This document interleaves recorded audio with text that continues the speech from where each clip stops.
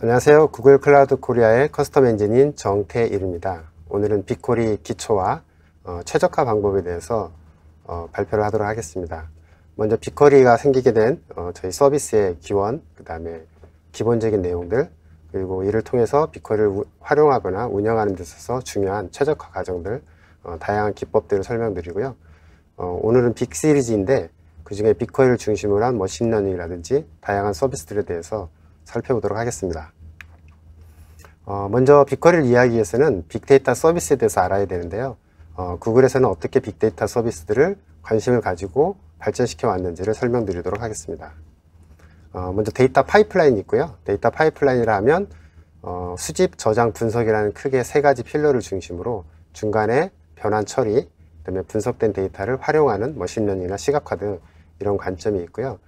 초기 데이터를 수집하는 단계를 보통 ETL 혹은 ELT라는 방법으로 어떤 걸 먼저 처리할 건지, 트랜스포메이션을 하고 로드를 할 건지, 로드한 뒤에 트랜스포메이션을 할 건지에 따라서 데이터 수집 단계가 달라질 수 있고요. 그 다음에 저장된 데이터를 얼마나 안전하게 보호할 건지, 왜냐하면 외부에 노출이 돼서도 안 되고요. 그 다음에 저장들을 좀 더 효율적으로 압축을 한다든지 효율적으로 저장을 해야 될 것 같고요. 분석을 하기 위해서는 분석을 하는 목적이 결국 데이터라는 게 모아서 어떤 인사이트를 얻기 위한 거잖아요. 그래서 분석을 통한 인사이트 도출, 그리고 그걸 하기 위해서 방법으로서는 시각화라든지 그 다음에 그 데이터를 이용한 머신러닝 등이 있을 수 있겠습니다. 네, 구글의 빅데이터 솔루션들은 빅쿼리를 중심으로 다양한 서비스들이 있고요. 저희의 빅쿼리는 저희의 킬러 서비스이자 다른 다양한 서비스들, 즉 빅으로 시작하는 빅테이블, 빅쿼리 이런 다양한 서비스들, 향후 이제 빅레이크까지 나올 건데요. 이런 서비스들을 이해할 수 있는 좋은 계기가 될 것 같고요. 데이터 프락은 전통적으로 많이 사용하는 하둡, 스파크 워클로드에 대한 리프트 앤 시프트 서비스라고 보시면 되고요. 다만 이 모든 서비스들의 기능들, 특히 스파크는 서버리스 스파크 형태로 빅쿼리와 통합되는 경향으로 나아가고 있습니다. 그리고 실시간 데이터 처리를 위해서는 펍섭이라는 메시지 큐, 그 다음에 이를 빅쿼리에 넣기 위해서는 현재로서는 데이터 플로우라는 변환하는 툴이 필요하고요. 그 다음에 글로벌리 아주 수평적으로 확장이 쉽게 잘 되는 일반 DB, RDB 스패너가 있습니다. 데이터 기술에 대한 구글의 연구는 중간에 보시면 드레멜 콜로시스라는 걸 중심으로 초기에 구글 파일 시스템부터 맵 리듀스, 빅테이블 이렇게 쭉 발전을 해왔고요. 중간에 스패너, 펍섭, 그다음에 현재 빅쿼리까지 쭉 오고 있습니다. 사실 하둡에서 사용했던 맵 리듀스라는 것도 결국 구글의 논문에서부터 시작을 했고요. 구글은 이러한 것들을, 기술들을 퍼블릭하게 오픈을 하고 서로 함께 사회에 기여할 수 있도록 노력을 하고 있고요. 다만 구글은 방향성 측면에서 빅쿼리라는 관점으로 서비스를 진행해 왔고요. 뒤에 자세히 설명드리겠지만 왜 드레멜이나 콜로시스, 즉 저장소하고 처리 엔진을 분리했는지 이런 것들이 역사적으로 그리고 기술적으로 그 장점들을 설명드릴 예정입니다. 빅쿼리를 중심으로 과거에는 클라우드 스토리지, 데이터 프락, 빅테이블 등의 데이터 서비스가 있고요. 데이터 플로우, 스패너를 중심으로 이런 서비스로 진화 발전하고 있습니다. 클라우드 스토리지는 클라우드의 파일 시스템이라고 할 수 있는데요. 결국 클라우드 상에서 데이터를 저장하는 그런 역할을 담당하고 있고요. 빅쿼리는 흔히 이제 DW라고 하지만 엑사바이트 스케일 혹은 페타바이트 스케일이 점점 더 커지고 있고요. 빅쿼리의 데이터를 저장함으로 인해서 굉장히 효율적으로, 비용 효율적으로 데이터를 분석하고 처리하실 수 있습니다.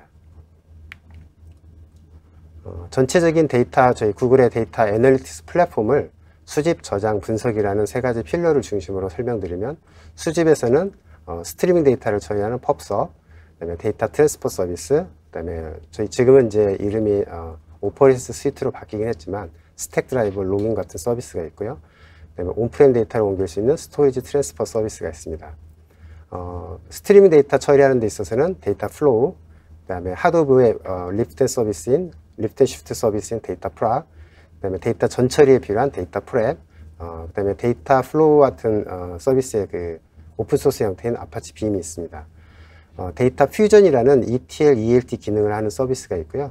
데이터 퓨전은 전통적인 그 ETL 작업에 쓰이는 툴입니다. 그리고 데이터 거버넌스 관점에서 카탈로그가 있고요. 카탈로그 서비스는 데이터의 메타데이터 관리들, 특히 데이터가 어디 있는지를 쉽게 찾을 수 있도록 하는 기능들을 담당하고 있고요. 전체적인 워크플로우는 컴포즈를 사용하고 있습니다. 컴포즈는 아파치 에어플로우의 매니지드 서비스고요.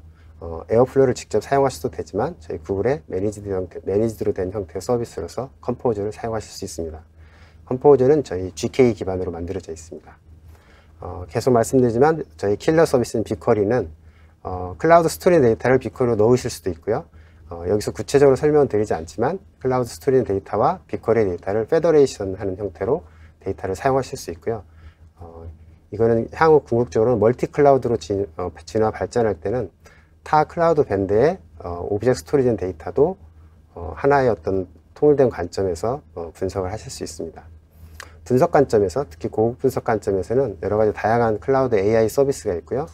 저희의 그 오픈소스 형태의 서비스인 데이터 스튜디오, 이건 시각화 관점이고요. 지금은 이제 루커라는 저희의 그 매니지드 서비스가 있고요. 좀 더 고급스럽고 성능이 중요한 경우에는 요 루커라는 서비스를 사용할 수 있습니다. 잘 아시는 텐서플로우가 있고요. 구글 시트라든지 이런 구글 드라이브에서 쓸 수 있는 사실상 무료로 저희 공개된 그런 서비스들이 있습니다. 이거는 지금 데이터 스튜디오 샘플이고요. 내용은 구글 클라우드의 DLP라고 데이터 로스 프리벤션인데 일종의 개인정보 보호에 관련됩니다. 개인정보를 마스킹하거나 비식별화하는 그런 형태의 데이터고요. 지금 이 차트에서는 약 6,100개의 개인정보가 발견이 됐고 그 타일 봤더니 6개고 그 중에 리덱티드, 즉 제거된 게 약 4,000개, 4K개고요.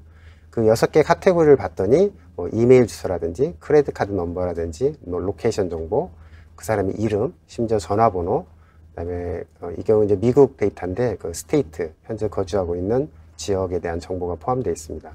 이거를 다 직접 실시간으로 스캐닝을 하고 리덱션을 할 수 있습니다. 클라우드 DLP는 스캐닝하는 서비스 따로, 그 다음에 리덱션하는, 즉 제거하거나 비식별하는 서비스가 별도로 존재하고요. 어떤 걸 비식별할 건지에 대해서는 사전에 정해진, 예를 들면 각 토큰 형태로 돼 있어서 인포 타입을 정해 주시면 해당되는 인포 타입별로, 예를 들면 한국으로 친다면 주민번호라든지 휴대폰 번호, 이런 것들을 식별하고 제거하실 수 있습니다. 이거는 루커의 대시보드로 만든 샘플이고요. 앞서 보여드린 그 데이터 스튜디오 샘플과 유사한 형태인데, 이 경우는 이제 주로 그 세일즈 데이터, 비즈니스 관점의 오버뷰를 볼 수 있는 대시보드고요. 앞서 말씀드린 것처럼 루커의 경우는 저희의 매니지 서비스, 유료 서비스인데 굉장히 성능이 극대화된 그런 서비스라고 보시면 될 것 같고요. 특히 빅쿼리와 궁합이 잘 맞습니다. 빅쿼리의 어떤 BI 엔진 기능을 활용을 해서 캐싱 기능을 활용할 경우 좀 더 빠르고 효율적으로 활용하실 수 있습니다. 네, 빅쿼리의 기초 부분을 설명드리겠습니다. 앞서서는 빅데이터에 대한 전반적인 흐름을 봤는데요. 이제는 빅쿼리가 어떤 건지 보도록 하겠습니다. 빅쿼리는 앞서 말씀드린 것처럼 엔터프라이즈급의 데이터 웨어하우스고요. 페타바이트급의 스토리지 및 쿼리를 지원하고 있습니다. 지금은 흔히 말하는 엑사바이트급까지 얘기를 하고 있고요. 표준 SQL을 사용하고 있어서 아주 편리합니다. 기존의 전통적인 DB 개발자들이 이미 알고 계시는 안시 SQL을 그대로 쓰실 수 있어서 개발 관점에서는 그 어떤 비용이 마이그레이션 비용이 전혀 들지 않는다고 보실 수 있습니다. 빅쿼리는 자체적으로 이미 암호화가 되어 있고요. 구글의 암호화는 저장에 대한 암호화가 아니라 전송의 암호화도 지원을 하고 있습니다. 듀러빌리티, 어베일러비티는 당연하고요. 완전 관리형이면서 서버리스 있습니다. 즉 무슨 얘기냐면 구체적으로 서버를 지정하지 않고 내부적으로 슬롯이라는 개념을 활용해서 빅쿼리를 구성하고 있는데, 슬롯 등 빅쿼리의 핵심 개념에 대해서는 이후에 자세하게 설명드리도록 하겠습니다. 스트리밍 데이터는 실시간 분석도 가능하고요. 그래서 빅쿼리는 그 역사적으로 흐름을 보면 90년대 초기에는 이제 DW, 데이터 웨어하우스로서 출발을 해서 BI의 기초, BI 파운데이션이 됐고요. 이제는 명실공히 데이터 애널리틱스의 핵심 킬러 서비스, 킬러 솔루션으로 자리 잡고 있습니다. 거기에 빅쿼리 ML 같은, 빅쿼리 머신러닝과 같은 머신러닝 기능이 탑재되어 있어서 AI에서 파운데이션으로 지금 계속 진화 발전하고 있고요.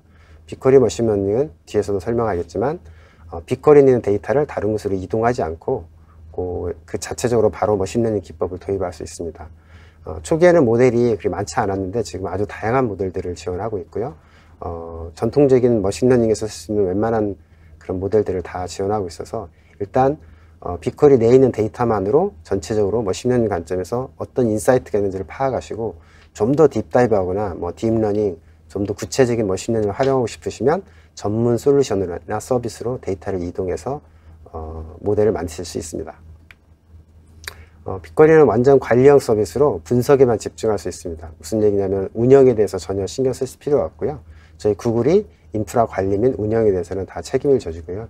그래서 노 apps, no operations, 그다음에 스케일러빌리티, 거의 뭐 사실상 무궁무진하다고 볼 수 있는데, 뭐 실제 사용하시는 그 로케이션, 즉 리전의 커패시티에만 의존받을 뿐, 일반 사용자들 입장에서는 그냥 무한한 리소스가 있다고 봐도 과언이 아닙니다.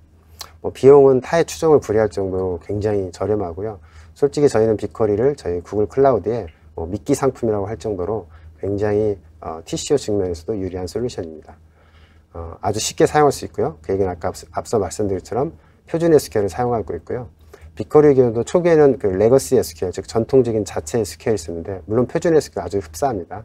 지금은 표준 SQL을 완벽하게 지원하고 있고 계속 표준 SQL 쪽으로 진화 발전하고 드라이브하고 있습니다. 그리고 구글의 사상은 항상 말씀드렸지만 공유가 최우선입니다. 데이터를 복제하거나 이동하지 않고 공유를 통해서, 공유 메커니즘을 통해서 실제로 물리적인 데이터는 어느 한 곳에 있지만 액세스 컨트롤이라든지 이런 걸 통해서 누구나 데이터를 접속할 수도 있고 또 아무나 접속하지 못하도록 하고 있고요. 그래서 데이터 사일로 현상을 극소화시키는 그런 형태로 진행하고 있습니다. 컴퓨팅 노드는 직접 돌리는 부서의 자원을 활용하면서 비용도 분리가 가능하고요. 그래서 실제로 빅쿼리의 리소스를 가지고 있는 부서, 활용하는 부서별로, 그다음에 각 프로젝트를 분리하게 되면 프로젝트별로 비용을 청구할 수 있어서 비용의 구체적인 귀속이 가능합니다. 매니지드 스토리지인데요. 기본적으로 보통 리전은 존이 멀티존입니다. 보통 3개, 최소 3개고요. 4개인 존도 있는데, 그래서 데이터 하나에 대해서 멀티존으로 복제를 하고 있어서 특정 존이 망가지거나 만약에 3카피라고 한다면 3개 존 중에 2개의 존이 망가지더라도 데이터가 보존이 되고 있기 때문에 사실상 데이터는 안전하게 보관된다고 볼 수 있고요. 대부분의 그런 어떤 분석형 DW 솔루션이 그런 것처럼 칼럼 형식으로 데이터를 저장하고 있기 때문에 특정 칼럼에 대한 분석, 예를 들면 민, 맥스 값이라든지 평균 값을 구하실 때는 아주 효과적으로 사용할 수 있습니다. 앞서 말씀드린 것처럼 압축되어 있고요. 암호화되어 있습니다. 다만 저희가 비용을 청구할 때는 압축된 양이 아닌 실제 데이터 양을 기준으로 청구를 하기 때문에 이 부분은 조금 오해가 없으셨으면 좋겠습니다. 즉 데이터는 압축돼서 효율적으로 보관이 되지만 저희가 고객에게 프라이싱을 할 때는 압축되지 않은 용량으로 청구하게 됩니다. 다만 페타바이트급의 통상 5페타라고 알려져 있는데 대용량의 데이터를 저희 쪽에 의뢰하시면 압축된 양으로 프라이싱을 하는 스페셜 프라이싱도 존재하고 있기 때문에요. 이런 것들은 저희 영업을 통해서 문의하시면 자세한 설명이 가능합니다. 스토리지는 내구성이 강하고 각 테이블은 데이터 센터 간에 복제되어 있습니다. 그리고 클라우드라고는 하지만 리전 스피시픽한 그런 한계가 있습니다. 예를 들면 서울 리전에 데이터가 있는 경우, 왜냐하면 클라우드를 할지라도 국외로 데이터가 나갈 수 없는 경우는 빅쿼리의 서울 리전만을 사용하시게 되고요.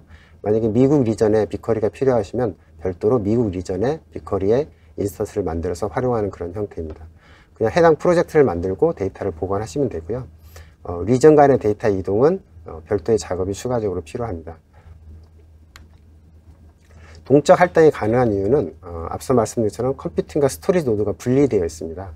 구글의 아주 엄청난 자랑인 굉장히 빠른 고용량 고속도의 네트워크, 여기서 말하는 페타빗 네트워크가 있고요.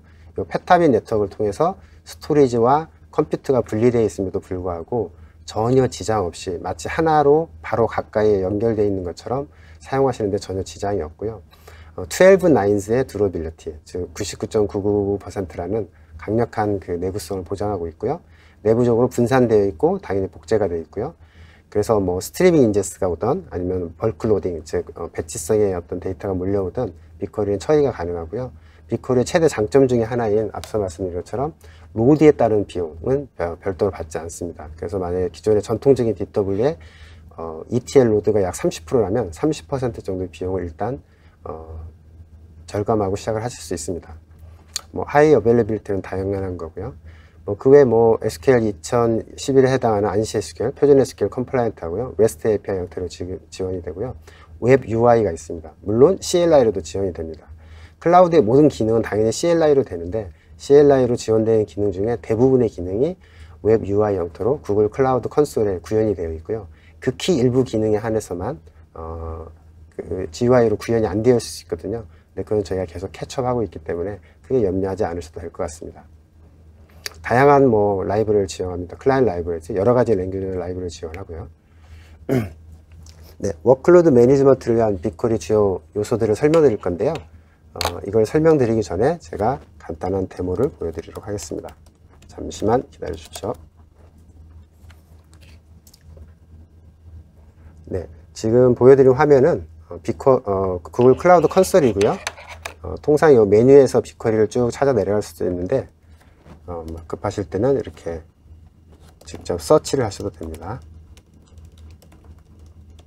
라이브 데모라서 자칫 오류가 날 수도 있는데요. 양해 부탁드릴게요.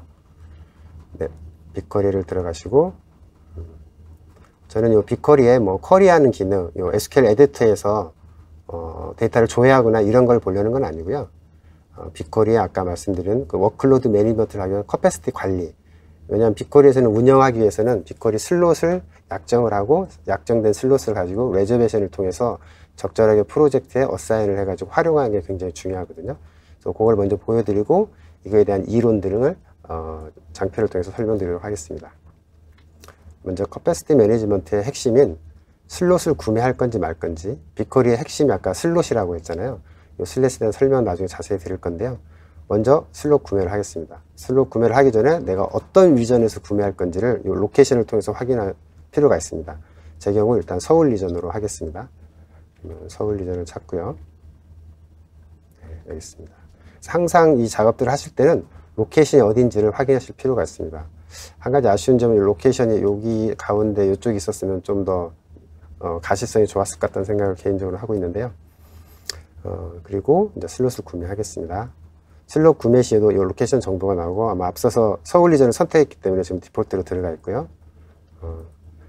슬롯을 구매할 때 약정은 플렉스 슬롯, monthly, annual, monthly 커밋먼트 플랜, annual 커밋먼트 플랜에서 플랜별로 있고요. 요 각각의 그 커밋먼트 플랜에 대해서는 제가 이론을 설명할 때 추가로 말씀드릴 건데, 플렉스 슬롯은 60초만 지나면, 즉 1분만 지나면 약정 해지가 가능합니다. 그래서 플렉스거든요. 이걸로 한번 구매해 보도록 하겠습니다. 제 경우 쿼터 리밋이 1000개고요. 이거는 본인이 가지고 있는 그 계정에서 쿼터 리밋이 얼마인지를 확인하셔야 되고, 이게 1000이냐 5000이냐 만이냐, 쿼터는 요청을 통해서 쿼터 인크리스, QI라고 하는데 쿼터 인크리스 리퀘스트를 하시면 이걸 향상시킬 수 있고요. 현재 제 경우는 요 계정이 어드민 테일 정도 요 계정인데요. 본인이 가진 계정이 요걸 할 수 있는 빅쿼리 어드민 기능, 빅쿼리 애드민 그 권한을 가지고 있는지를 확인할 필요가 있습니다. 만약에 하셨는데 안 된다면 그 빅쿼리 어드민 권한이 없으신 거라고 보시면 되고요. 최소 단위가 100슬롯이고요. 그래서 100슬롯 구매하겠습니다. 이 말은 90슬롯, 80슬롯은 구매가 안 되고 미니멈 100슬롯을 구매하셨는데 아니고 100슬롯 단위로 구매가 가능합니다. 그래서 다음으로 넘어가면 예상 금액이 나오고요. 저 100슬롯을 한 달 내에 사용한다고 가정하면 730시간 정도인데 3,504달러 정도 소요될 거로 보고 있습니다. 자, 구매할 때 명확하게 자기 의사를 표시해야 되기 때문에 요 컨펌이라는 메시지를 적을 거고요. 이건 실수를 방지하기 위해서, 왜냐면 굉장히 중요한 슬롯을 한번 약정하면 그 약정의 최소 기간 동안에 해지가 안 되는 거라서 저렇게 구체적으로 적어줘야만이 구매가 가능합니다. 그래서 제가 방금 플렉슬롯 100슬롯을 샀고요. 1000슬롯이라는 쿼터 내에서 900슬롯의 쿼터가 남아있습니다. 아직. 이 플렉슬롯은 1분, 즉 60초가 약정의 최소 단위이기 때문에 보시면 2시 18분이 2시 19분 36초만 되면 커밋먼트의 엔드 타임입니다. 즉 1분이 지나고 나면 언제든지 해지할 수 있다, 이런 뜻이고요. 로케이션은 서울, 저희 내부적으로는 아시아 노스이스트 3고요. 슬롯 커밋먼트 아이디인데 이거는 CLI로 명령어를 치실 때 이 아이디가 필요할 수 있습니다. 근데 이제 이건 GUI니까 크게 문제가 없고요. 만든 거는 지우실 수 있어요. 근데 지금 바로 지우면 안 되니까 제가 이제 레저베이션이라는 걸 보도록 하겠습니다. 슬롯을 구매하시면 디폴트 레저베이션이 생깁니다. 이거는 요 슬롯을 구매하는 모든 분들에게 무조건 만들어 드린 거고요. 필요하면 추가로 레저베이션 하나 더 만들 수 있습니다. 예를 들어서 제가 워크로드 매니지먼트 1 뭐 이런 식으로 만들어 보겠습니다. 저 서울 리전에 WLM1이라는 레저베이션을 만들었고요. 저는 슬롯 엘로케이션을 그냥 10만 하겠습니다. 전체 제가 구매한 100개 중에 10만 약정을 하겠습니다. 그러면 저는 총 100개를 샀고 WLM1이라는 이 레저베이션에 10개 슬롯을 엘로케이션 했기 때문에 90개가 아직 unallocated, 아직 할당되지 않은 게 90개가 남아 있습니다. 근데 이렇게 슬롯만 할당해서는 소용이 없고 여기에 실제 제가 사용할 프로젝트를 어사인 해야 됩니다. 실제로 일할 프로젝트. 그래서 어사인먼트를 만들 거고요. 이거는 본인이 기존에 만들었던 프로젝트 중에 선택하시면 되는데 제 경우는 요 제가 주로 사용하는 기본 프로젝트를 선택하도록 하겠습니다. 이 잡 타입은 쿼리 타입, 파이프라인, ML 엑스터널 세 가지가 있는데요. 일반적으로는 디폴트가 쿼리 타입이에요. 파이프라인은 이게 ELT 작업인데 사실 빅쿼리의 ELT는 무료인데 왜 굳이 이걸 써야 돼? 아주 극소수지만 예외적으로 ELT 작업을 엄청 많이 해야 될 경우가 있습니다. 그때 사용하실 수 있고요. 일반적으로는 아마 이걸 굳이 쓰실 필요는 없을 것 같아요. 그리고 이건 뒤에 설명드리겠지만 머신러닝 엑스터널이라고 빅쿼리 머신러닝 중에 매트릭스 팩토리제이션, 즉 행렬 인수분해 모델의 경우는 요 별도로 요 슬롯을 구매하셔야만 됩니다. 그래야만이 기존의 다른 구매한 슬롯이나 슬롯을 지나치게 이렇게 영향을 미치지 않도록 그러한 작용을 합니다. 이렇게 해서 생성을 하시고요. 그러면 요 하단부에 이렇게 실제로 어사인된, 그래서 표현을 하자면 슬롯 양을 어떤 레저베이션에 할당하는 건 allocation, 영어로 말씀드리기 좀 더 이해할 때 allocation, 그 다음에 프로젝트를 해당 레저베이션에 assign 한다고 하시면 됩니다. assignment, allocation, reservation, 이렇게 영어로 이해하시면 될 것 같고요. 한국말은 조금 용어가 왔다 갔다 해서 슬롯 에스티메이터는 아직 프리뷰이긴 하지만 실제로 내가 어느 정도 슬롯을 사용했는지를 개략적으로 아실 수 있고요. 이걸 통해서 어떤 유틸리제이션이라든지 향후 플래닝, 커패시티 플래닝 하실 때 쓸 수 있습니다. 프라이싱 모델별로 온디맨드냐 플랫 레시냐 선택할 수 있고요. 구체적으로 조직별, 레저베이션별 이렇게 브레이크다운해서 보실 수 있습니다. 제가 그러면 이건 안 될 건데 일부러 지워볼게요. 지워보면 딜리트 하라고 하죠. 딜리트 하면 오류가 날 겁니다. 왜냐하면 밑에 엘로케이션, 어사인된 여러 가지 추리 형태로 쭉 밑에 달려있기 때문에 그걸 지우지 않으면, 즉 탑다운으로 내려가는데 바텀업으로 지워야 되는 거거든요. 그렇지 않으면 이게 지워지지 않습니다. 그리고 아까 레저베이션 중에 기본적으로 존재하는 디폴트가 있다고 했잖아요. 디폴트의 경우는 지금 제가 슬롯 양을 전혀 할당하지 않았는데요. 시간이 조금 오래 걸리네요. 로딩하는데. 네트워크 이슈가 있는 것 같습니다.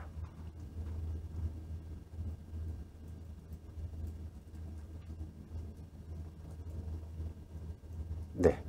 이 디폴트 레저베이션은 현재 잡 타입도 명확하게 명시하지 않았고 슬롯 양을 주지 않았습니다. 근데 여기다가 뭐 조금 줄까? 라고 생각하면 에디트에 들어가셔가지고요. 예를 들어서 뭐 20개 슬롯을 주는 겁니다. 그러면 20이 활동됐고 이거 줄었죠. 왜냐면 총 10, 20에 30이 알로케이션 되어 있고 그래서 70개가 알로케이션이 안 되어 있습니다. 이 슬롯 양은 언제든지 늘리실 수 있습니다. 예를 들어서 디폴트 20이 있으니까 80을 전부 다 여기도 줄 수 있겠죠. 왜냐면 총 양이 100슬롯이니까요.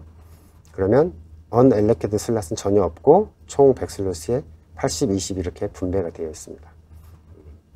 그러면 이제 지우려면 거꾸로 지워야 됩니다. 이 플렉스 슬롯은 돈이 계속 나가고 있는 거거든요. 약정을 했기 때문에. 그래서 하나씩 지우겠습니다. 이걸 먼저 지우시고요. 탑단으로 내려왔으니까 바텀업으로 지우셔야 됩니다. 딜리트 하시고, 그 다음에 디폴트도 뭐 필요 없으니까 지워보겠습니다. 이건 다음에 슬롯을 구매하시면 또 역시 디폴트는 자동으로 생깁니다.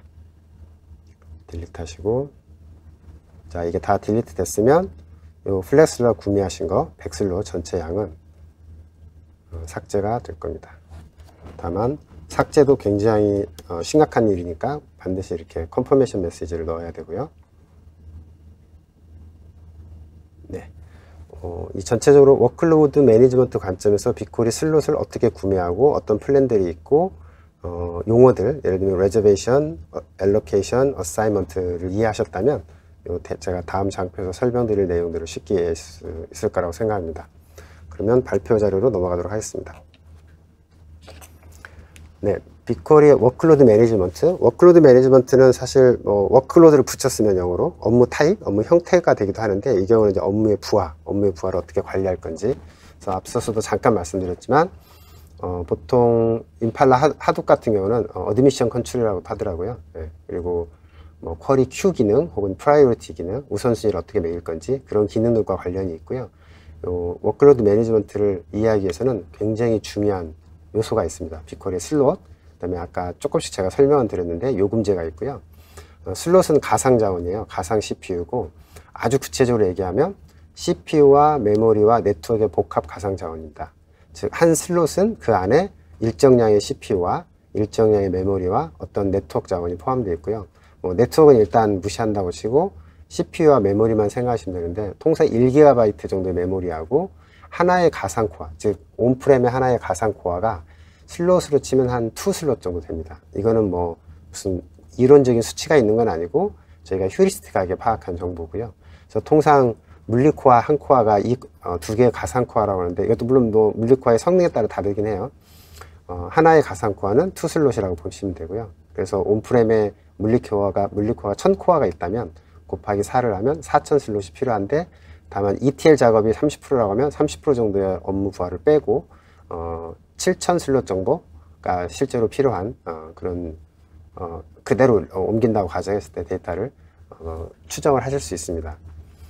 빅쿼리는 아주 중요한 기능이 있어요. 각 쿼리에 필요한 슬롯을 자동으로 계산해서 알아서 활동하는데요.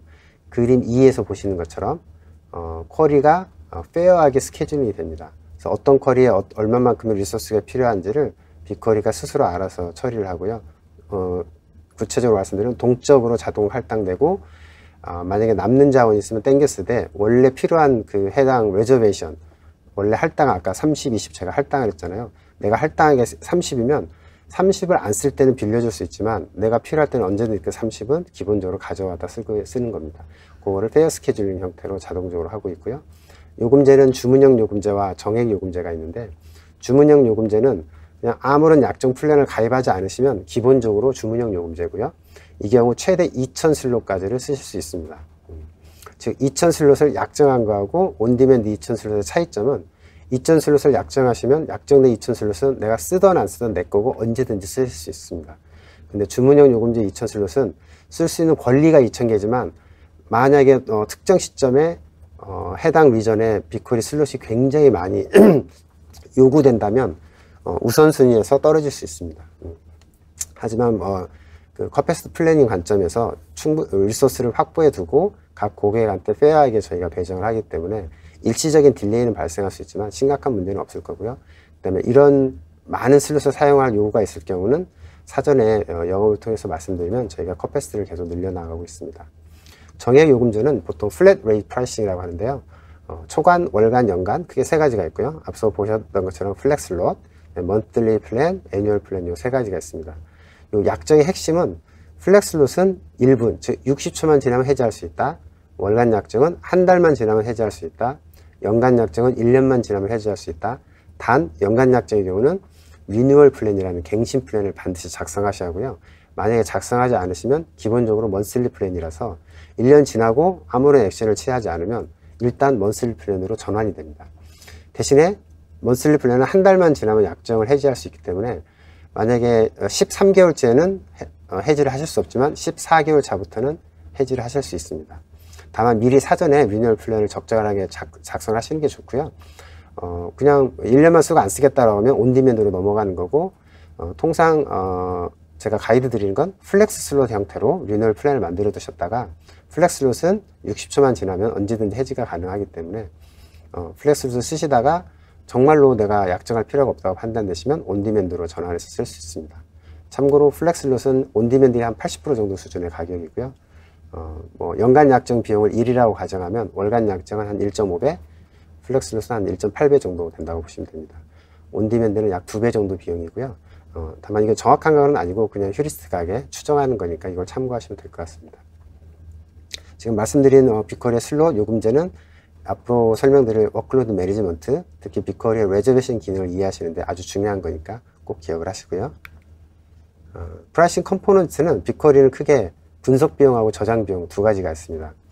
분석 비용이라면 쿼리량에 비유합니다. 여러분이 어떤 특정 쿼리를 날렸을 때, 쿼리 잡을 날렸을 때 스캔한 데이터량, 데이터 스캔량을 의미하고요.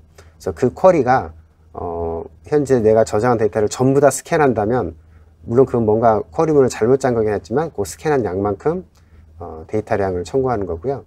저장 비용은 저장량에 비례하는데, 저장량은 활성 스토리지와 장기 스토리지, 즉 액티브와 롱텀이 있는데요. 액티브라 하면 90일 이내에 활성 상태의 데이터 저장 공간을 의미합니다. 이 활성 상태라면 업데이트를 기준으로 하고 있습니다. 즉 업데이트가 90일 이내 안 돼 있으면 바로 롱텀으로 넘어가는 거죠. 그래서 90일 이상 업데이트가 안 된 데이터에 대해서는 자동 할인이 되고요. 보통 롱텀 스토리지 가격은 약 GCS 비용하고 거의 흡사합니다. 비용 구조를 조금 더 이해하시고요. 다만 이제 약정을 하시면 저 쿼리 비용이 없어지고 그 약정 비용으로 대치된다고 보시면 됩니다. 저장 비용은 그대로고요.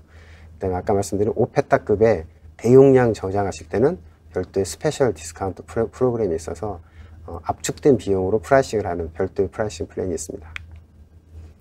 빅쿼리를 공짜로 쓰는 방법이 뭔지를 말씀드리겠습니다. 일단 프리 트라이얼이 있어요. 공짜로 일정 기간만큼 쓸 수 있고요. 빅쿼리의 샌드박스라고 하는데, 엄밀하게 하면 샌드박스는 어떤 개인별 사용자 작업 공간, 보안상 안전하게 만든 공간인데, 저희가 샌드박스라는 이름으로 무료로 쓸 수 있습니다. 그 얘기는 한 60일 정도 범위 내에서 신용카드를 등록하지 않고도 쓰실 수 있습니다. 대신에 60일이 지나면 데이터가 다 사라지고 모든 게 없어지니까 그 이후에 계속 쓰실 거면 당연히 유료로 전환하셔야 됩니다. 그리고 프리 티어가 있습니다. 이건 프리 트라이얼이 아니고 프리 티어는 뭐냐면 스토리지의 경우 월간 10GB까지는 무료입니다. 쿼리의 경우는 1TB까지는 무료입니다. 즉 그 프리 티어 구간만큼 무료로 하고 그 이상에 대해서만 비용을 청구합니다. 물론 뭐 수십 테라, 수십 페타를 보관하고 있는 사용자의 경우는 이게 뭐 큰 차이가 없을 수는 있지만 뭐 중소기업이라든지 벤처라든지 작은 기업에서는 이 비용도 만만치 않은 거라서 잘 활용하시면 도움이 될 거라고 생각합니다. 그리고 프리 오퍼레이션이 있습니다.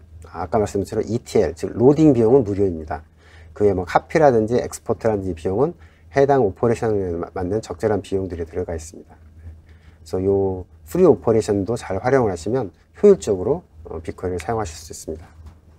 워크로드 매니지먼트를 이해할 때 빅쿼리의 레저베이션인데요. 애드민 프로젝트가 있습니다. 그 관리 프로젝트라는데, 이거는 프로젝트 중에서 그 레저베이션을 통제하고 관리하는 프로젝트입니다. 이 애드민 프로젝트에서 다른 뭐 어사이먼트 이런 것들을 관리하고요. 애드민 프로젝트가 다르면 전혀 별개의 워크로드 매니지먼트라고 보시면 됩니다. 그래서 하나의 프로젝트가 두 개 서로 다른 애드민 프로젝트의 관리를 받는 경우, 그다음에 서로 다른 애드민 프로젝트가 슬롯 공유는 불가하고요. 어드민 1에서 100, 어드민 2에서 200을 받으면 합해서 300으로 사용하는 건 불가합니다. 즉 어드민 프로젝트는 관리 단위이고, 이 관리 단위들끼리는 서로 공유가 안 된다고 보시면 될 것 같고요. 약정은 아까 말씀드린 것처럼, 사실 여기서 핵심은 용어가 한글로 이해하시기보다는 조금 영어로 이해하시면 더 좋을 것 같은데, 애드민 프로젝트, 커밋먼트, 레저베이션, 엘로케이션, 어사이먼트. 그래서 아까 제가 데모에서 보여드린 것처럼 엘로케이션은 슬롯 수량을 거기다가 배정하는 거고요. 어사이먼트는 프로젝트 혹은 폴더나 ORG를 거기다가 레저베이션으로 어사인하는 거. 일반적으로 프로젝트겠죠. 그래야 그 프로젝트가 얼마 만에 슬롯 수량을 가지고 운영을 할 건지를 결정할 수 있습니다. 네, 워크로드 매니지먼트를 이해하는 주요 개념 중에 하나인데요. 커밋먼트, 레저베이션, 어사이먼트 이 세 개를 왔다 갔다 쓸 수 있고요. 뭐 레저베이션이 옵셔널 하다라고 하는 거는 레저베이션을 만들지 않을 경우 디폴트로 만들어지기 때문에 굳이 선택을 안 해도 된다는 뜻이고요. 만약에 1000개 슬롯을 커밋 하신 경우 데이터 사이언스 팀은 500슬롯, ELT 팀은 300슬롯, BI 팀은 200슬롯 이렇게 배정을 했다면 DS 레저베이션에서는 DS 프로젝트 ABC가 배정되어 있고요. 어사인되어 있고요. ELT 레저베이션에서는 MyELT와 OtherELT 두 개의 프로젝트가 어사인되어 있습니다. BI는 대시보드를 만드는 프로젝트가 어사인되어 있어서 해당 프로젝트가 해당 레저베이션에 어사인되어 있는데 이 슬롯들 사이에 공유가 됩니다. 즉 사용되지 않는 슬롯은 자동으로 기본적으로 공유됩니다. 아까 앞서 말씀드린 페어 스케줄링이고요. 빅쿼리의 최대 장점 중에 하나입니다. 사용되지 않는 슬롯은 기본적으로 공유가 되지만 굳이 공유하고 싶지 않다면 다음과 같은 CLI 커맨드로 설정을 변경할 수 있습니다. 요 기능은 GCP 컨솔, 구글 클라우드 컨솔에서는 변경이 불가능하고요. 그래서 이그노 아이들 슬롯이라는 설정값, 파라미터인데요. 디폴트가 false예요. 아이들 슬롯을 이그노 하지 말라가 디폴트인데 나는 꼭 하고 싶지 않아. 즉 다른 거를 공유받고 싶지 않다라고 하면 true로 설정해 놓으면 다른 곳에 남아있는 슬롯이 있어도 가져다 쓰지 않습니다. 극히 외회적으로 어떤 굉장히 오랫동안 진행되는 배치 작업을 관리하는 레저베이션이 있다고 쳤을 때 혹시라도 여기서 다른 남아있는 아이들 슬롯을 많이 가져다 쓰면 문제가 될 거라고 판단이 되면 사용할 수 있는 아주 극히 예외적으로 특수한 경우에 쓸 수 있는 커맨드입니다. 많이 보지는 못했습니다. 네. 엘로케이션 하는 커맨드들이고요. 이건 아까 제가 화면에서 GUI로 다 보여드린 거를 커맨드로 어떻게 바꿀 수 있는지를 보여드리고요. 빅쿼리의 make 기능, RM 기능, 업데이트 기능입니다. ORG 레벨의 어사이먼트, 프로젝트 레저를 지우는 거, 아까 앞서 보여드렸던 그 GUI 상의 기능들을 전부 다 요 커맨드로 만들 수 있고요. 이렇게 커맨드로 만드는 경우는 자동으로 어떤 스케줄을 걸어가지고 주기적으로 명령어를 날려야 되는 경우, 즉 사용자나 혹은 운영자가 직접 화면에 들어가서 하기 불편한 경우에 스크립트를 짠다든지 이럴 경우 이 커맨드들을 사용하실 수 있습니다. 마찬가지고요. ML 워클로드 뒤에서 설명드리겠지만 ML 엑스터널, 즉 매트릭스 팩토리제이션이라는 행렬을 인수분해하려면 엄청나게 많은 계산량이 필요할 거고 당연히 집중적으로 여기에 슬롯을 배정해야 되기 때문에 별도로 이런 잡 타입을 만들고 여기에 슬롯을 약정하는 겁니다. 네. 빅쿼리의 커패시티 매니지먼트는 약정 플랜이고요. 오늘 아까 앞에서도 말씀드린 거라서 간단히 넘어갈 건데 핵심은 빅쿼리는 초 단위로 요금이 청구됩니다. 즉 아까 먼슬리 플랜을 가입하고 한 달 반을 썼다고 하면 한 달은 월간 약정이고요. 나머지 반달은 월간 약정의 초 단위의 요금만 청구됩니다. 즉 1.5개일에 대해서 10초 단위도 아니고 1분 단위도 아니고 1시간 단위도 아니고요. by the second 초 단위로 요금을 청구합니다. 아까 말씀드린 레저베이션이고요. 어사이먼트고요. 약정제를 사용하실 때 주의하실 점은 구입한 예약은 다른 조직, ORG가 다르면 공유할 수 없고요. 유용량도, 즉 조직이 다르면 공유가 안 되고요. 또 아까 앞에서 말씀드린 어드민 프로젝트가 다를 경우에도 공유가 안 됩니다. 그리고 위전별, 위전의 제약이 있고요. 약정을 위전 간에 이동할 수 없습니다. 즉 미국 리전과 한국 리전, 즉 서울 리전이 공유가 안 되고요. 약정 종료 시점까지는 절대로 취소가 불가능합니다. 그래서 앞서 말씀드린 것처럼 플렉슬롯은 61분, 60초, 먼틀리는 한 달, 즉 해당 정해진 약정, 애니얼은 1년, 1년 내에는 절대 취소가 불가능합니다. 즉 적어도 1년은 지나야 취소가 된다는 뜻입니다. 그래서 POC 등을 통해서 적절한 최소 슬롯량을 판단하시고 이후 증설에 대한 단계별 접근 고려가 필요합니다. 정액제로 약정한 슬롯에서 부족이 예상되는 경우, 즉 예를 들어서 대량 부하가 예상되는 경우가 있습니다. 특정 기념일이라든지 대규모 이벤트, 그러면 플렉 슬롯을 일시적으로 구매해서 예를 들면 몇 월 며칠 날 어떤 마케팅 행사를 해서 대량으로 데이터 분석이 필요하다고 판단되시면 그날 사전에 플렉 슬롯을 구매하셔서 분석을 하시고 그 기간이 끝나면 해지하는, 왜냐하면 60초만 지나면 언제든지 해지할 수 있으니까요. 이렇게 활용하시면 될 것 같습니다. 빅쿼리 아까 애뉴얼 플랜의 경우는 리뉴얼 플랜이 반드시 필요하다고 했잖아요. 리뉴얼 플랜은 갱신 계획인데 디폴트가 먼슬리고요. 저 같은 경우는 이제 플렉스 슬롯으로 기본적으로 설정해 두시고 혹시 1년 지난 뒤에 굳이 약정이 필요하다면 그 플렉스 슬롯마저도 해지하면 온 디맨드로 사용하실 수 있습니다. 자, WM 워크로드 매니지먼트에 대한 기준점 찾기인데요. 빅쿼리 모니터링이에요. 빅쿼리의 관리자의 리소스 차트에 가면 지금은 프리뷰 기능이긴 하지만 아까 빅쿼리 에스티메이터라고 제가 아까 보여드렸잖아요. 그런 것들을 활용을 해서 내가 실제로 어떻게 사용하고 있는지를 파악을 하셔가지고 향후 예측, 늘릴 건지 줄일 건지 그런 걸 판단할 수 있고요. 클라우드 모니터링, 저희 클라우드 오퍼레이션 스위트의 모니터링을 이용해서 슬롯 사용량을 모니터링하고 측정할 수 있습니다. 먼저 빅쿼리에는 인포메이션 스키마라는 게 있는데요. 인포메이션 스키마를 조회를 통해서 적절한 슬롯량, 예를 들면 토탈 슬롯 밀리세컨드라고 슬롯량을 밀리세컨드 단위로 계산한 거고요. 이런 걸 통해서 실제로 얼마나 사용하는지, 특정 쿼리들이 얼마만큼의 슬롯량을 쓰고 있는지를 판단할 수 있습니다. 그래서 이건 그 사례인데요. 지금 보시는 것처럼 툭툭 튀는 부분들이 있습니다. 이렇게 툭툭 튀는 점이 있으면 그걸 기준으로 평균적으로는 얼마고 툭툭 튈 경우 그게 일정한 주기나 패턴이 있다면 그 패턴에 맞춰서 앞서 말씀드린 플렉스록 같은 것을 구매하실 수 있습니다. 네, 그리고 저희 모니터링, 클라우드 모니터링 기능에는 매트릭들이 많이 있는데요. 그 중에 슬롯 매트릭을 활용하실 수 있고요. 그래서 사용한 슬롯량을 측정하실 수 있습니다. 빅커리의 WM 방안을 예시로서 보여드릴게요.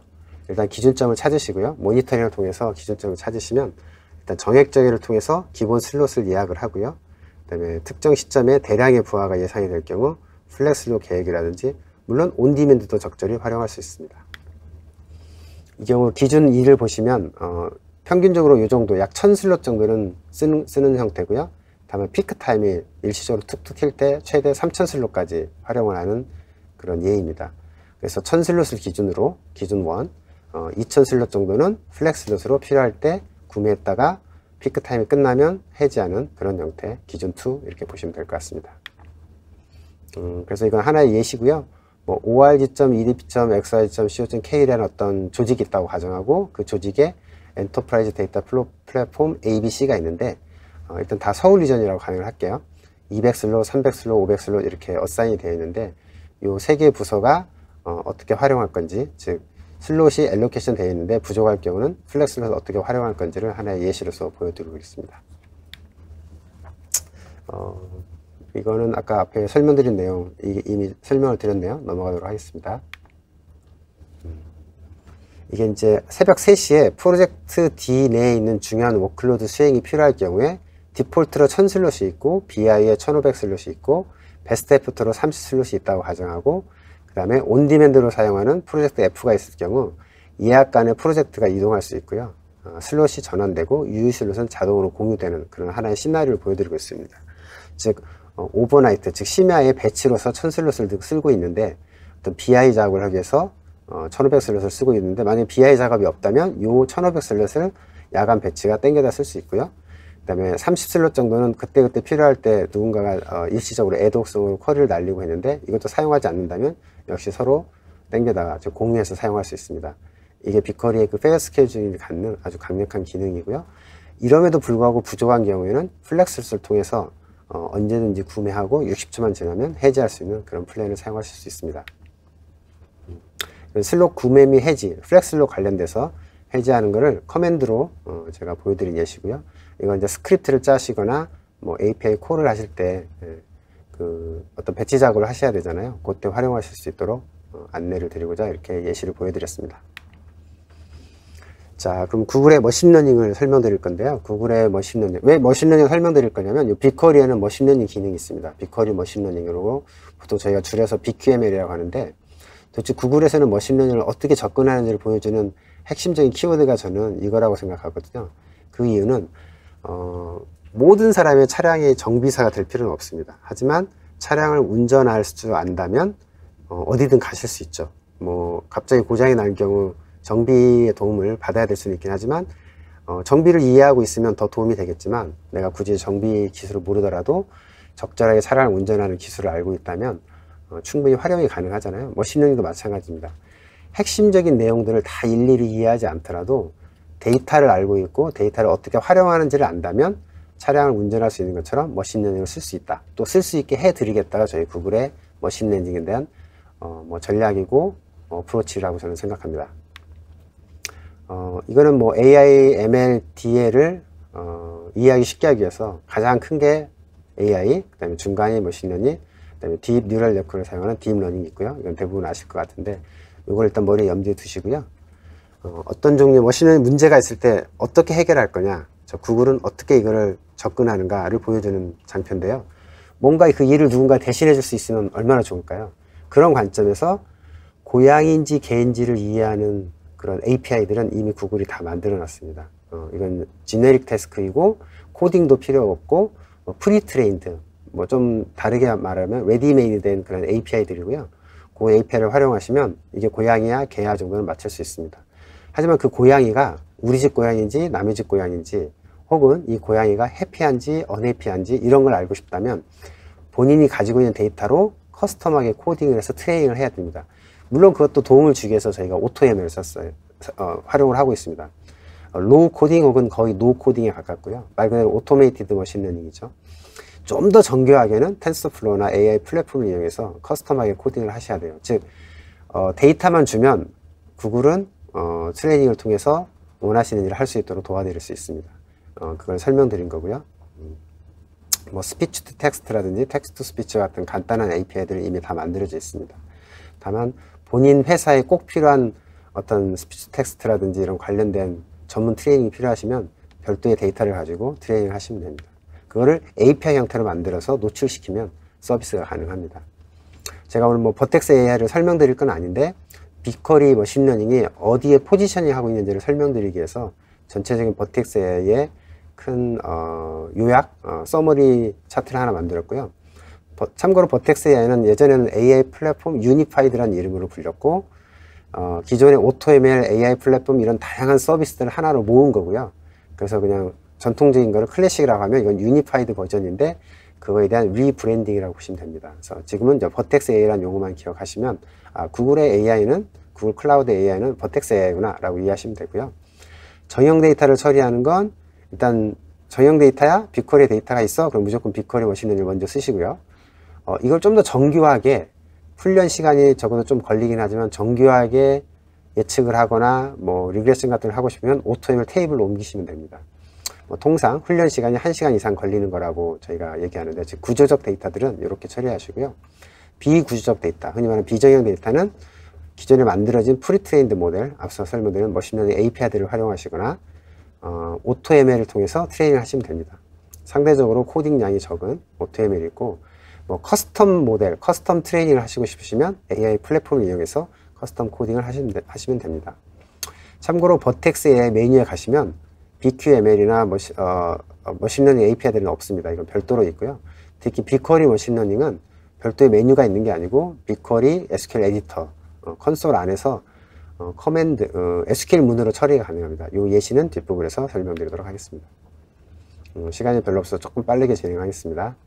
빅쿼리 머신러닝은 앞서 말씀드린 것처럼 제가 계속 강조하는 데이터 이동이 없다. 즉 데이터 분석가 전문가가 아니더라도 쉽게 머신러닝에 접근할 수 있다. 예를 들면 개발자들도 기본적인 머신러닝의 컨셉만 이해하고 있다면 한번 머신러닝을 해볼까? 라고 했을 때 쓸 수 있는 겁니다. 왜냐하면 코드 자체가 굉장히 쉽거든요. 네. 그래서 데이터 이전 없이 모델을 반복 테스트하고 뭐 심지어 하이퍼 파라미터 튜닝 같은 걸 자동으로 할 수 있는 그런 걸 얘기하고 있습니다. 같은 맥락이고요. 그래서 빅쿼리 머신러닝은 SQL의 두 개 라인 정도를 통해서 모델을 구축하고 뭐 러닝 웨이트를 자동 튜닝하고 데이터 자동 분할 넣을 값도 대체해주고요. 피처도 표준화 시켜주고 원핫 인코딩이라든지 클래스 간 불균형 처리가 다 가능합니다.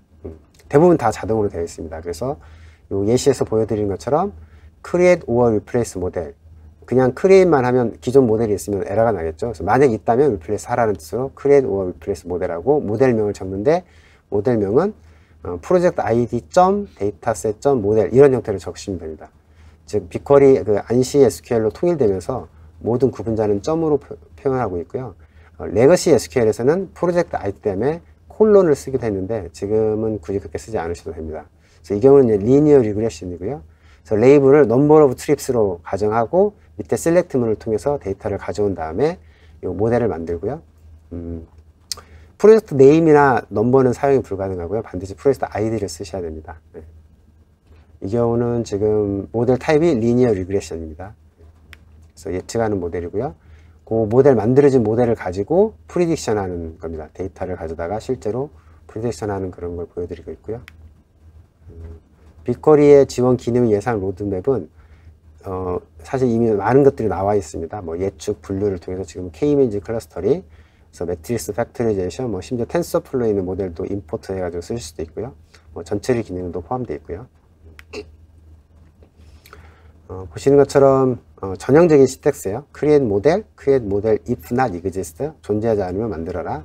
아니면 아예 그냥 바꿔치기 해라. create or replace 모델 있고 모델 이름을 적으시고 select list라든지 옵션 뭐 as 구문을 통해서 적절한 쿼리 스테이트먼트를 적으실 수 있고요.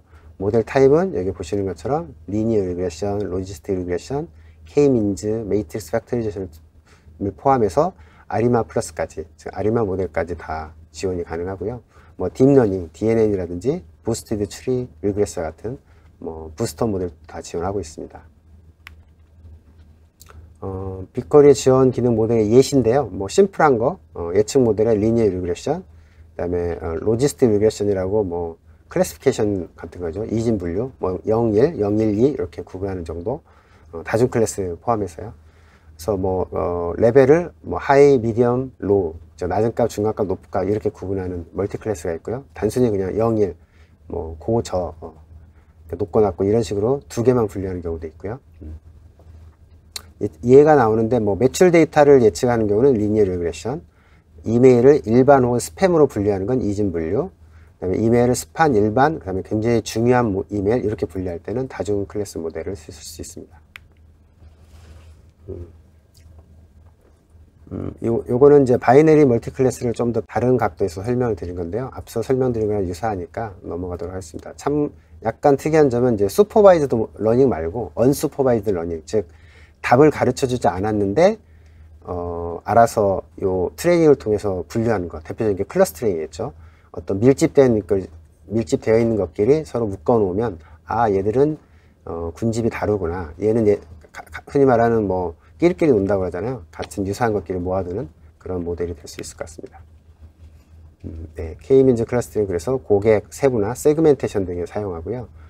일정 뭐 상품이나 서비스를 좋아하는 고객끼리 이렇게 묶어준다든지 이런 때 사용이 가능할 거로 보입니다. 역시 크레 모델하고 모델명을 쓰신 다음에 모델 타입에다가 K-민즈라고 쓰시면 되고, as select하고 실제 그 데이터를 가져오는 select 구를 작성하시면 되고요.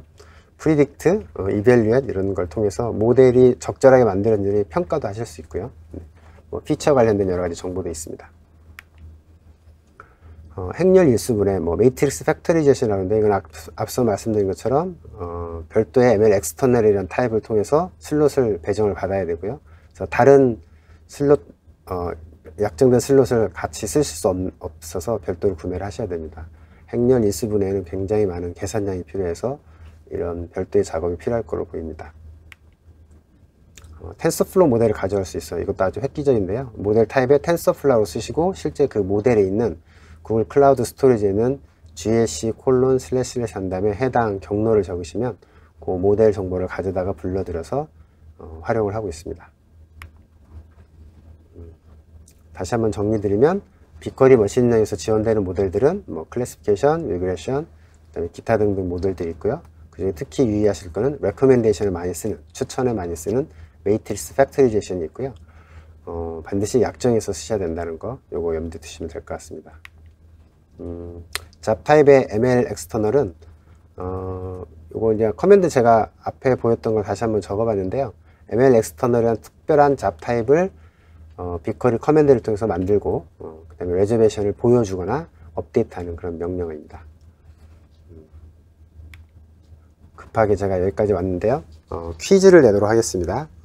퀴즈는 몇 개 낼 거예요. 그래서 한 퀴즈당 지금 저희 마케팅 팀에서 상품을 한 5개 정도 준비하셨다고 하네요.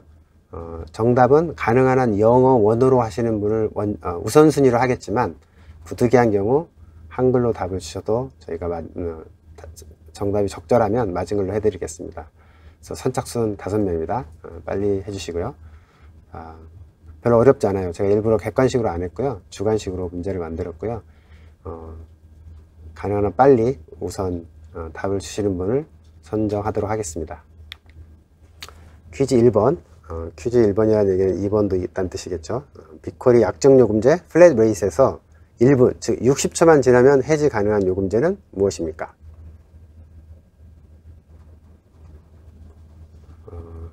제 시계로 한 1분만 기다리도록 하겠습니다. 제가 뭐 초간 약정, 월간 약정, 뭐 연간 약정 뭐 이렇게 불렀는데 그건 제가 해석을 한 거고, 저희 빅쿼리에서 사용하는 용어가 있습니다. 가능하면 영어로. 별로 어렵지 않을 겁니다. 네.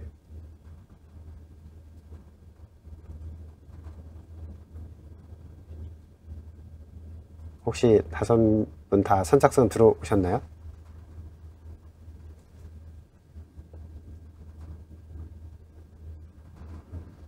한 10초 정도만 있다가 제가 그러면 바로 다음 문제로 넘어가도록 하겠습니다. 네, 다음 퀴즈로 넘어가겠습니다. 빅쿼리 머신러닝에서 반드시 슬롯을 약정 구매해야 하는 머신러닝 모델은 무엇인가요? 이거 제가 여러 번 강조했고 굉장히 쉽습니다. 의도적으로 여러 번 강조를 했기 때문에 누구나 맞출 수 있을 거라고 보는데, 되도록이면 영어로 적어주시고 부득이하면 한글로 정답을 적으셔도 가능합니다. 선착순 5명. 네.